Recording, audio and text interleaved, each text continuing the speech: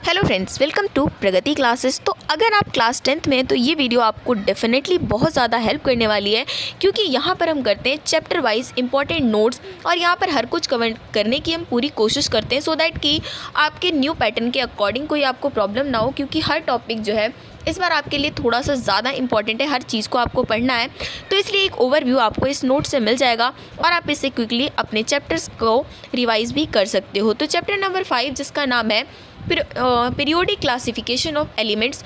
अब तक जैसा कि आपने पढ़ा होगा कि टोटल जो है 118 एलिमेंट्स के बारे में हम जानते हैं, लेकिन इनके बारे में अगर हम अलग अलग स्टडी करते हैं तो ये काफ़ी डिफ़िकल्ट हो जाता है। तो इसकी वजह से क्या किया गया है, इनको क्लासीफाई कर दिया गया है। तो इसी में आता है पीरियोडिक टेबल। तो इसमें आप देखोगे कि किस तरीके से पीरियोडिक टेबल शुरू में किसने बनाया, बाद में फिर किसने कोशिश करी और फाइनली जो मॉडर्न पीरियोडिक टेबल है वो किस तरीके से बना।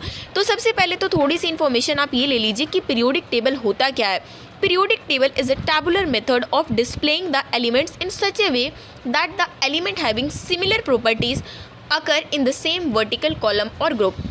तो पीरियोडिक टेबल एक ऐसा टेबुलर मेथड है जिसमें हम किसी एलिमेंट को इस तरीके से डिस्प्ले करते हैं सो दैट कि जो उनकी सिमिलर प्रॉपर्टीज़ हैं, सिमिलर प्रॉपर्टीज़ वाले जो एलिमेंट्स हैं उनको हम सेम वर्टिकल कॉलम में या फिर ग्रुप्स में उसको रखते हैं। तो शुरू में जो क्लासीफाई करने की कोशिश करी थी, सबसे स्टार्टिंग में कोशिश करी थी डोबेराइनर ने और उसके बाद किया था न्यूलैंड्स ने। तो डोबेराइनर का तो ट्रायड्स था और न्यूलैंड का ऑक्टेव्स था। दोनों को पढ़ेंगे कि इनके में क्या क्या लिमिटेशंस था, किस तरीके से इन्होंने किया था ये सब कुछ। तो सबसे पहले चलते हैं डोबेराइनर ट्रायड्स में। जब इन्होंने क्या कहा था, when elements were arranged in the order of increasing atomic masses. इन्होंने ये कहा था कि जब आप एलिमेंट को अरेंज करते हो उनके एटॉमिक मास के इंक्रीजिंग ऑर्डर में, group of 3 element having similar chemical properties. तो उन्होंने कहा था कि जो आपका 3 एलिमेंट का जो ग्रुप होता है वो उसकी प्रॉपर्टीज़ कैसी होती है, हमेशा सिमिलर होती है। ये डोबेराइनर ने कहा था, जिसको हम नोन एज ट्रायड्स भी कहते हैं। और उसमें उन्होंने एक चीज़ और भी कही थी कि एटॉमिक मास जो होगा हमेशा मिडिल एलिमेंट का जो ट्रायड का वो रफली एवरेज होगा atomic mass of the other 2 element. तो जैसे कि उन्होंने 3 ट्रायड्स प्रोवाइड किया था। तो फर्स्ट ट्रायड जैसे आपका लिथियम था, सोडियम था, पोटेशियम था, तो इन दोनों को प्लस करके अगर आप 2 से डिवाइड करोगे, इन दोनों का एवरेज निकालोगे तो रफली आप इसकी वैल्यू तक पहुंच जाओगे। तो ये इसने कोशिश अच्छी की थी ऑफ कोर्स, क्योंकि स्टार्टिंग जब कोई करता है उसके बाद ही उस चीज़ में कमी ढूंढ कर फिर किसी भी चीज़ को परफेक्ट बनाया जाता है। तो ये डोबेराइनर्स के ट्रायड्स थे, उसके 3 ट्रायड्स उन्होंने बनाए थे। तो आपको इस बार क्योंकि मल्टीपल चॉइस क्वेश्चन में आपसे पूछ सकते हैं कि आप बताओ कि इनमें से कौन सा जो डोबेराइनर का ट्रायड्स नहीं है या फिर इसमें से कौन सा आपको हटाना होगा। तो पहला तो आपका वही था, आपका हो गया लिथियम, सोडियम और पोटेशियम। उसके बाद chlorine, bromine, iodine, calcium, strontium और वेरियम। तो इसमें जो इसके रूल्स थे वो अप्लाई हो भी रहे थे। तो टोटल जो 9 एलिमेंट्स थे वहाँ पर ये रूल परफेक्टली अप्लाई हो रहा था। लेकिन उस टाइम पे भी कुछ और भी एलिमेंट जानते थे, लेकिन फिर भी वहाँ पर जो ये रूल है वो अप्लाई नहीं हो रहा था। तो इस चीज़ को लेकर ही यहाँ पर लिमिटेशंस निकल कर आ गई कि वहाँ पर डोबेराइनर क्या अच्छे से वो नहीं कर पाए। तो फर्स्टली तो है ये कि उन्होंने सिर्फ 3 ट्रायड्स को ही रिकॉग्नाइज़ किया एलिमेंट्स में, और उसके बाद उन्होंने it fails to arrange all the known elements in the form of, और जितने भी एलिमेंट्स वो जानते थे उनको वो ट्रायड्स की फॉर्म में वो सेट नहीं कर पाए। इवन उनकी सिमिलर प्रॉपर्टीज़ थी उसके बाद भी। तो ये तो लिमिटेशन थी। उसके बाद जो अगली कोशिश की थी वो न्यूलैंड ने की थी। उनका जो रूल था, थोड़ा सा कॉन्सेप्ट था, वो अलग था। When elements are placed in the order of increasing atomic masses. हालांकि इन्होंने भी एटॉमिक मास को ही अपना बेस बनाया था। अब तक आप देखोगे डोबेराइनर है, न्यूलैंड्स है, मेंडलीव है, तीनों के तीनों ने एटॉमिक मास को ही लेकर स्टडी किया था। इस वजह से ये फेल हो रहे थे। अगर इन्होंने एटॉमिक नंबर लिया होता तो ये शायद बहुत पहले ही आ चुका होता। The physical and chemical properties of every 8th element are the repetition of the properties of the first element.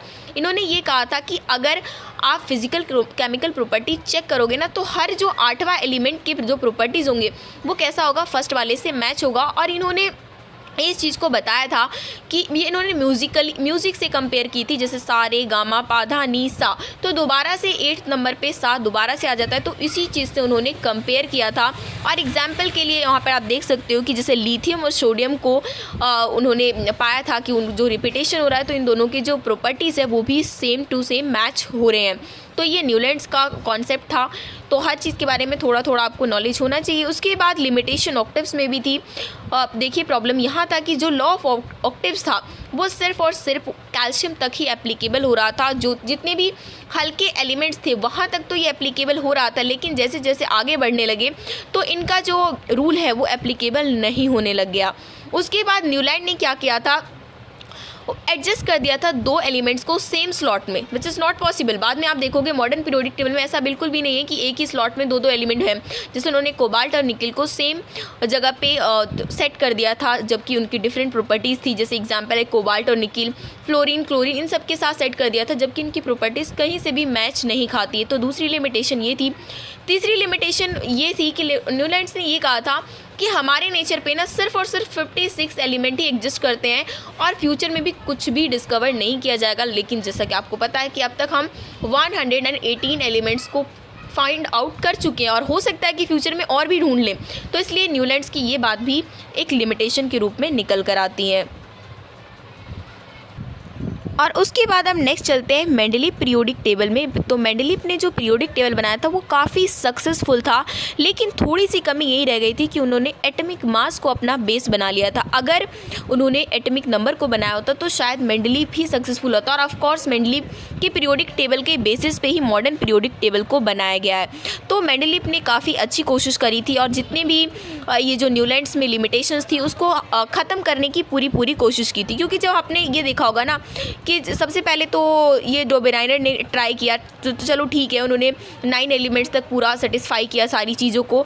तो जो भी कमी होती है तो अगला साइंटिस्ट उसे क्या करता है, ठीक करने की कोशिश करता है। तो यहाँ पर ये लिमिटेशंस यही थी कि बहुत ही कम एलिमेंट्स को ढूंढे गए थे, ज़्यादातर अप्लाई नहीं हो रहा था। लेकिन वही न्यूलैंड्स ने क्या करा, पूरे 56 एलिमेंट ढूंढे और उन्होंने, लेकिन प्रॉब्लम ये कर दी कि उन्होंने कहा कि जो यहाँ पर 56 एलिमेंट्स के अलावा उससे ज़्यादा हो ही नहीं सकते। उसके बाद आगे आते हैं मॉडर्न पीरियोडिक टेबल में, उसमें तो हम बाद में आएंगे खैर, लेकिन उससे पहले जान लेते हैं कि मेंडलीव ने क्या किया। तो यहाँ पर आप देख सकते हो कि मेंडलीव के अकॉर्डिंग था क्या कि जब आप एलिमेंट्स को अरेंज करते हो इन the order of increasing atomic masses, the element with similar properties occur at regular interval. तो उन्होंने यही कहा था कि जब आप एलिमेंट्स को इंक्रीजिंग एटॉमिक मासेस के ऑर्डर पे आप सेट करोगे तो एलिमेंट क्या होगा, सिमिलर प्रॉपर्टीज़ देगा एक रेगुलर इंटरवल्स पे। और उसके बाद properties of elements are a periodic function of their atomic masses. और उन्होंने क्या कहा था कि किसी भी एलिमेंट्स की जो प्रॉपर्टीज़ होंगी वो किसके अकॉर्डिंग हम पता कर सकते हैं, उसके एटॉमिक मासेस के अकॉर्डिंग ही वो सेट होगा। उसके बाद मेंडलीव पीरियोडिक टेबल जो था वो आपका केमिकल प्रॉपर्टीज़ के ऊपर बेस था, जिसके अंदर 6 तो पीरियड्स थे, हॉरिजॉन्टल रोज थे, जबकि 8 वहाँ पर ग्रुप्स थे, मतलब वर्टिकल कॉलम्स थे। जबकि आगे आप देखोगे कि थोड़े से इंक्रीज़ हुए, लेकिन फिर भी बहुत ज़्यादा रोल प्ले किया था मेंडलीव पीरियोडिक टेबल ने जब वहाँ पर बनाया जा रहा था मॉडर्न पीरियोडिक टेबल। तो इनकी उपलब्धियां काफ़ी अच्छी थी, तो इस वजह से इनके जो मेरिट्स हैं, लिमिटेशंस है, हर कुछ एग्जाम में आता है। तो ऐसे भी आप क्वेश्चन पूछ लेते हैं कि difference between Mendeleev and modern periodic table, तो आप दोनों का जब ओवरव्यू कर लोगे तो आपको प्रॉब्लम नहीं आएगी। अब यहाँ पर देख लीजिए कि मेरिट्स क्या था। मेंडलीव ने कुछ खाली स्थान छोड़ दिए थे, कुछ वैकेंट प्लेसेस छोड़ दिए थे अपने टेबल में, और उन्होंने एक आइडिया दे दिया था कि हाँ यहाँ पर न्यू एलिमेंट्स की डिस्कवरी की जाएगी। और उन्होंने उसके लिए नाम दे दिया था, एक का बोरॉन, एक का एल्यूमिनियम, एक का सिलिकॉन, जो कि बाद में इनकी खोज हुई जर्मेनियम, सिलिका। इस तरीके से ना उन लोगों ने फिर नए नए आइडियाज़ दे दिए कि हाँ यहाँ पर जो नए एलिमेंट्स, और बाद में एग्जैक्टली में इन सब की खोज भी हुई थी। और ये सारे क्वेश्चन जो है मैंने आपको कवर कराए हुए हैं आपके मल्टीपल चॉइस क्वेश्चन में, तो उसको अगर नहीं देखा है आप तो फटाफट से सारे चैप्टर्स के वो भी देख लीजिए। नेक्स्ट इसकी मेरी अच्छी बात ये थी कि Mendeleev periodic table was predicted properties of several undiscovered element, मतलब बहुत सारे ऐसे एलिमेंट जिसको डिस्कवर नहीं किया गया था, लेकिन फिर भी उसकी जो प्रॉपर्टीज थी उसको पहले से ही प्रिडिक्ट कर लिया गया था। तो जिसकी वजह से क्या हुआ कि उन एलिमेंट्स को फाइंड आउट करने में बहुत ही ज़्यादा जो साइंटिस्ट को आसानी हुई। थर्ड क्या है, noble gases could accommodate in the Mendeleev periodic table. उस टाइम तक जब मेंडलीव ने अपना पीरियोडिक टेबल बनाया था तो उन लोगों ने नोबल गैस की खोज नहीं कर पाए थे, क्योंकि नोबल गैस बहुत बाद में खोजा गया। क्योंकि नोबल गैस आपको पता है कि उसका जो ऑक्टेट है वो कम्प्लीटली होता है, तो इस वजह से वो किसी के साथ रिएक्ट करता नहीं है, तो इस वजह से बड़ी मुश्किल से ही नोबल गैसेस की खोज हुई थी। लेकिन फिर भी नोबल गैस की जब खोज हुई तो मेंडलीव पीरियोडिक टेबल को बिना डिस्टर्ब किए हुए उसे आसानी से पीरियोडिक टेबल में सेट कर दिया गया। तो ये उसके कुछ मेरिट्स थे। आगे चलते हैं लिमिटेशन में कि क्या क्या लिमिटेशंस थे मेंडलीव की क्लासिफिकेशन में। तो फर्स्टली प्रॉब्लम ये थी कि उन्होंने हाइड्रोजन को सही पोजीशन नहीं दे पाए। कभी तो हाइड्रोजन को फर्स्ट पे रख रहे थे, कभी वो 17 पे रख रहे थे, क्योंकि हाइड्रोजन जो है ना थोड़ा सा कंफ्यूजिंग सिचुएशन में हमेशा से रहा है, क्योंकि उसमें कुछ जो है मेटल की प्रॉपर्टीज़ भी हैं, कुछ नॉन मेटल के भी हैं, तो उसमें समझ में नहीं आता। तो ये जो हाइड्रोजन की पोजीशन को लेकर प्रॉब्लम तो अभी भी है, लेकिन ये मेंडलीव की क्लासिफिकेशन में काफ़ी बड़ी लिमिटेशंस निकल कर आई थी। साथ में उन्होंने आइसोटोप्स को कोई पोजीशन नहीं दिया था, जैसे आइसोटोप्स बाद में खोजे गए थे, जैसे आपको पता है क्लोरीन 35 भी होता है, 37 भी होता है। तो मेंडलीव के पीरियोडिक टेबल में कोई आइसोटोप्स के लिए जगह नहीं थी। और थर्ड पॉइंट ये था कि कुछ ऐसे एलिमेंट जिनके लोअर एटॉमिक मास थे लेकिन फिर भी उसको हायर एटॉमिक मास के पहले उसे सेट कर दिया गया था, जैसे निकेल को कोबाल्ट से पहले सेट कर दिया गया था। तो ये कुछ लिमिटेशंस थे। और उसके बाद अगली वीडियो में हम देखेंगे मॉडर्न पीरियोडिक टेबल और साथ में ट्रेंड्स, जो कि आपका काफ़ी इंपॉर्टेंट है आपके एग्जाम पॉइंट ऑफ व्यू से। तो फटाफट से तब तक वीडियो को लाइक कर लीजिए और अपने दोस्तों के साथ हो सके तो शेयर कीजिए। चैनल को सब्सक्राइब नहीं किया तो फटाफट से सब्सक्राइब कर लीजिए।